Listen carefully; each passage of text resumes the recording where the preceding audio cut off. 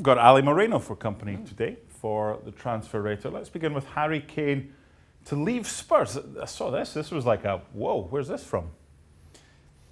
Well, I'm not quite sure where it's from. I'm just going to tell you from the perspective on the outside looking at it. Okay. Not Spurs fan, not hardcore Spurs guy who wants Harry Kane to stay there for life. I'm just thinking about, I'm seeing who this player is and who this player can be in a different setup. And I'm saying it would be best for Harry Kane to fully maximize his potential as a player, to fully maximize his potential not only on the field, but his presence worldwide to go elsewhere. That's all I'm saying. Now, does that mean that he's leaving Spurs? Probably not, because it's a guy that seems to be very comfortable there. It's fair. And very cozy and cuddly. Captain. Yeah, that's fine. Yep. And a player who's cozy and cuddly and comfortable usually delivers out on the field because there's a joy and a happiness that comes with that. I'm just merely suggesting that there could be offers out there for him and teams that could put his profile at a different level. So, if he did go, which club, in your opinion, would best suit him to maximise what you just said? Well, there's a few, but I would say, who is a club that right now is struggling to find a center striker, in a central position, where maybe Luis Suarez is no longer the player he used to be? And were you perhaps in this city 3 weeks ago? Maybe so. Maybe. And so I'm thinking, is this the sort of club that suits the needs of Harry Kane? Well, it's a guy that certainly is going to be a presence inside that 18-yard box. And you have everything else going on around it, and then this guy can finish the chances. I'm just saying. A former Spurs player at Barcelona, Gary Lineker did that one day. well, I'm just saying, back in the 80s. So, right. Chucky Lazano, the Mexican, to the Premier League. Napoli, he's played some, and not many from the start. Is there time for him there, or is it time for him to say, you know what, I don't think this is working here, I'll go elsewhere? Well, I think the key here is to the Prem. So the Prem is gigantic. Yeah. We're talking about then a scope of teams that could potentially fall into place for Hirving, Chucky Lazano. Now, let's be honest, it's not going to be the top half team. That's not what we're talking about here. Is this like an Almiron type of player, that a team like a Newcastle or a mid-table kind of team that would be looking at him? Yeah, I would say that's a sort of profile, a team that's mid-table and lower to mid-table. And so that's when he has to come in and think, wait a minute. Is it better for me to go and play in the bottom third of the Premier League, or for me to have some playing time playing for Napoli? And that's a personal decision. That's a personal choice. I think what he needs to look at is, where do I get the opportunity to play consistently?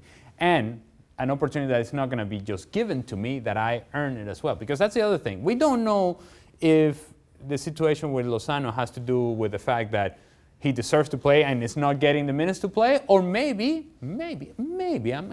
old school here. Gattuso looks at him and says, well, no, this guy doesn't work for me. It doesn't work for the things that I want him to do. And so if that's the case, then that's a coach's personal choice and personal option. So for me, he has to take a good look in the mirror and say, what do I want out of my career, and where can I get that? Do you think he's a better player in a better team? I think he's a better player in a team that likes to get out and run with the ball, that likes to get out in transition, that likes to get out in 1v1 situations. And that was Napoli with Sarri. It hasn't been Napoli with Ancelotti or nor with Gattuso. No. Gattuso, for that matter. Okay. No, Every day. Every day. It's just, speak among yourselves. I mean, I saw something today that, which I've seen a lot of other days. This was adamant that he's fallen out with the hierarchy at PSG. And what else is new? Okay. They're not even on speaking terms anymore. So there's things happening behind the scenes to make sure that this happens in the summer. Right. And this seemed to have gone away, I don't know, maybe about a month ago or so, to the point to where there was conversation as to whether PSG should invest in Neymar as a long-term option.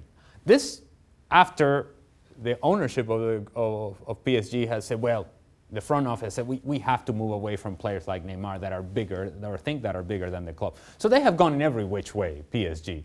And so their credibility has taken a hit, and so has Neymar's credibility. But I think this is alive again because of the many conversations that Lionel Messi has made public now with his with statements to the media and newspaper article that came out about a couple of weeks ago in which he said, I want this guy back.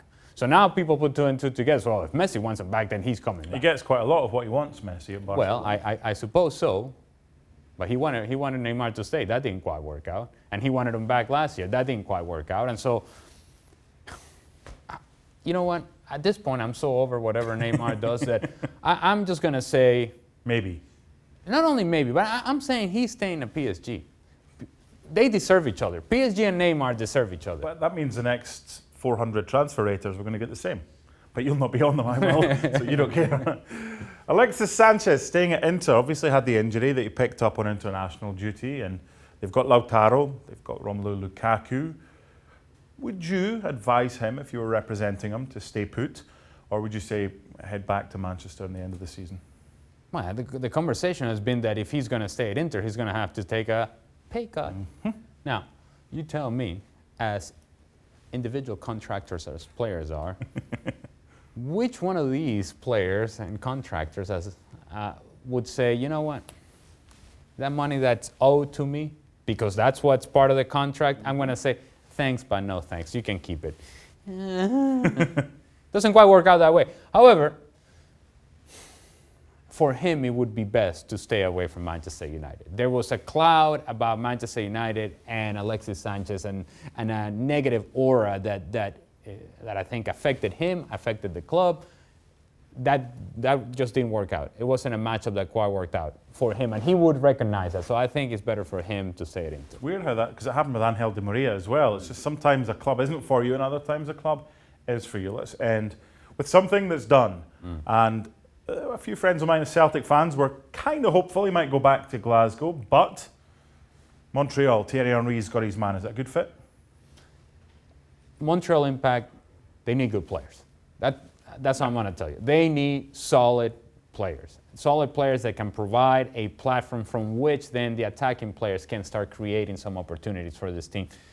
They've had a good start to the season. I think Victor Wanyama, what he provides with experience, still 28 years old, there's still a lot of left in those legs.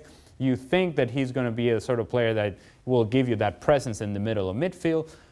They will become a far more difficult team to beat with a guy like Victor Wanyama. And there's no doubt about that. Whether that's a good fit, yeah, I think it's a good fit. Now, is it the sort of signing that people are drooling about and people are kind of... But that's not a sexy position, is it? No, it isn't. But it's a key position. It is. It's an important position. And I think Montreal and Henry make a good decision in bringing the player of this caliber to a team like Montreal. People are not going to get excited about it and may not quite appreciate how good of a player he can be for this team. But I do think for the structure of a group, for the balance of a group, an important signing for Impact. You're not on tomorrow, so you won't have to worry about... we've renamed this segment the Neymar Rater. Okay. Instead of the and how's that working out? I don't know. Tune in tomorrow and find out. Excellent.